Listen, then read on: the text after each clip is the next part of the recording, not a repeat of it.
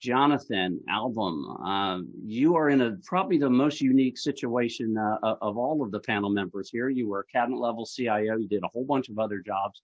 You're now in a position to talk to a lot of those CIOs and the CTOs. You're kind of seeing it from a lot of different dimensions.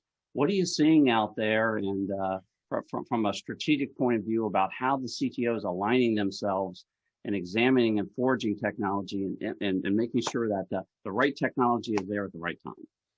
Well, Luke, great question. And, I think, the answer is representative of a lot of what we've already heard.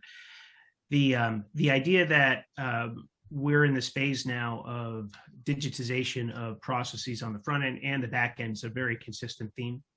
And one of the things that continues to come up in conversations that I have is in a post-COVID environment where we had to very rapidly digitize a lot of capabilities, coming back now and thinking about will our organizations be able to operate in the long term based on the changes that we made? Are those changes sustainable?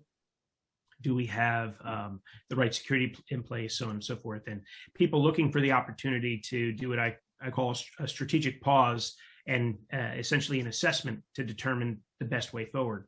In a lot of cases, that conversation pivots into, what are tools that can help speed that digitization, and low code, no code capabilities continue to come up as being very important, largely because it can democratize that application development role in agencies and push some of these responsibilities and opportunities into business units. And occasionally we'll hear the term citizen developer.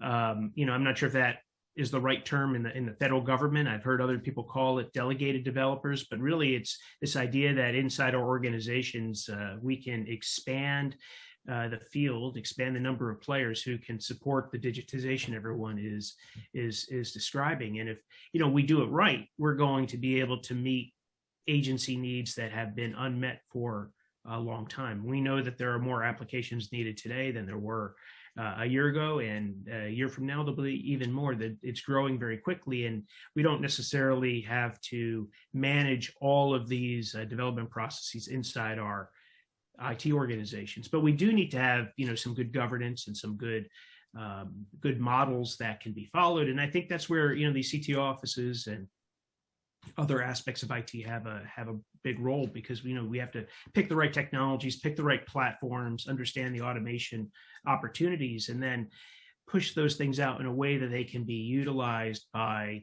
people that might not be IT professionals, but they're IT savvy. And often I think about the this future of these pro developers and low code developers, business analysts working together to do really big complicated things. And if we're doing that, we can be more focused, I think, on the high value work over time. You can't forget the change management. The people that are going to use these applications, whether they are people who benefit from the programs of the government or federal employees or other members of our extended team serving citizens or other agency customers. So we have to not look at the technology simply as a panacea, that if I buy a platform or buy a capability, I can quickly digitize and change the way I work. It's digital transformation is a real team sport. I think, again, COVID was a rapid accelerator of this. I think we've all sort of come to that conclusion right now. And the places that I've seen where it was done best, it was done with a team approach. And, we include operations and others in that as well. Once these applications are built, they need always a team effort there.